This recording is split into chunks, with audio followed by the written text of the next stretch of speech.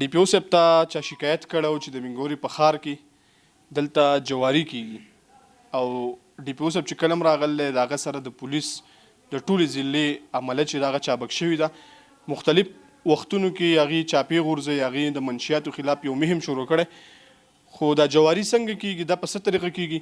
په دې کې به زه تاسو دا ووایم په دې کې شپږ کسان د ډي پي او صاحب په حکم باندې ګرفتار شوي دي او هغې په حوالات کې بند دي دا په میز چې تاسو دا کم د هغې نه دا د جوارۍ هغه نښې دي هغه نښانې هغه سټیمپونه چې دا جواري اوس څنګه کیږي نور خبره چې د نواب خان سره کوو چې دی په څه توګه باندې دا کسان ګرفتار کړي نواب خان شکایت درته څنګه وشو په څه توګه دا جواري کیږي تاسو کسان ولې ونیول بسم الله الرحمن الرحیم د ټولو ناول خو زه ستاسو شکریا ادا کوم چې دونه شارټ ټایم کې تاسو دلته راغلئ زموږ د ډي پي او صاحب د طرفه سټریکټلی اډر شوي دي چې په دې حدودو کې زما په جوریسډکشن کې چې څونه علاقه راځي چې په دې کې څه قسم کرایم کیږي د هغې به مخنیوی کوئ شکایت میلاو شوی جي او پټان مارکیټ ته لاړو هم دا کسان دي جي چې دا په داسې طریقه جواري دی چې دا ډېره یونیک دی جي دا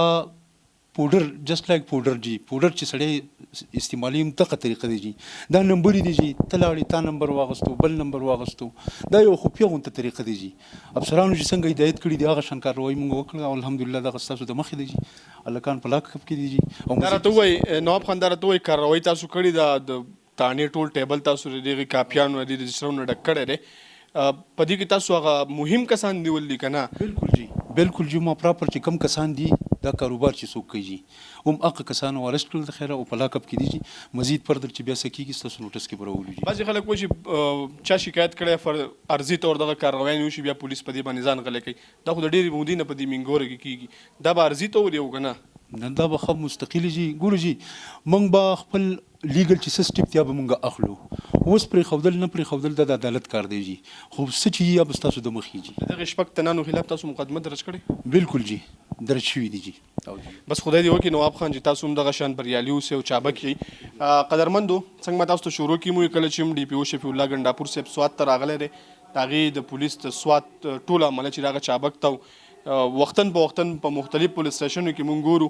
کله په چرسو کې سړی کله په پوډرو کې کله په آیس کې د منشیاتو خلاف خو دوی مهم زیات کلک زور هغې له ورکړی خو دا جواري ده په دې کې دغلته په پټان مارکیټ کې دغه جواري کېږي په دې کې شپږ کسه چې دی ګرفتار دي د هغې خلاف د هغې پر ضد چې ده مقدمه هم درج شوې ده دغه کسان چې ګرفتار کړي په دې کې د ډي ایس بي چې کوم اهلکار دي د هغې مهم کردار دی چې هغې دغه کسان ګرفتار کړل د قانون منګول ته یې راوستل په